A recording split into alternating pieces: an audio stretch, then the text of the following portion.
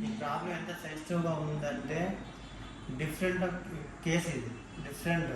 అక్కడ నేమ్స్లోకి వెళ్ళాము, రెయిన్బోకి వెళ్ళాము లోపల సార్, అక్కడ ఇవన్నీ తిరిగాము. అక్కడ వాళ్ళు అన్నీ ట్రై చేశారు కానీ మేడము అక్కడ న్యూస్లో చూసిన తర్వాత తను ఏమన్నారంటే డిఫరెంట్గా ఉంది కాబట్టి నేను మా మీటింగ్ అవుతుంది డాక్టర్స్ ఇండోనేషియాలో వెళ్తున్నాను, ఇండోనేషియాలో వస్తారు తన కోసం నేను డిస్కషన్ చేస్తాను. అప్డేట్స్ వర్షన్ ఏమన్నా వచ్చాయి అది చూసిన తర్వాత చేద్దాము అని చెప్పేసి అన్నారు. అయితే ఆపరేషన్ చేద్దామన్నారు.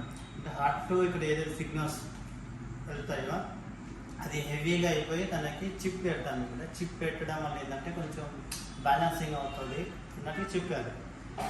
అయితే చిప్ పెట్టడంలో రిజల్ట్ చూస్తే రిజల్ట్ పర్సెంట్ క్యాలిక్యులేషన్ చేసుకుంటే 20-30%, మళ్ళీ దాన్ని రీఛార్జ్ చేస్తే 3-4 years రీఛార్జబుల్. అట్లా అంటే మాకు అది అంతగా అనిపించలేదు. సక్సెస్ రేట్ ఎక్కువ లేకపోవడం వల్ల నేను దాన్ని వదిలేసాను. ఆపరేషన్ దాకా వెళ్ళేసిన తర్వాత కూడా మళ్ళీ బ్యాక్ వచ్చేసాను అనమాట. అలాగే ఈ ప్రాబ్లమ్ సాల్వ్ కోసం మెయిన్ మా ప్రాబ్లం ఇంటెన్షన్ మొత్తం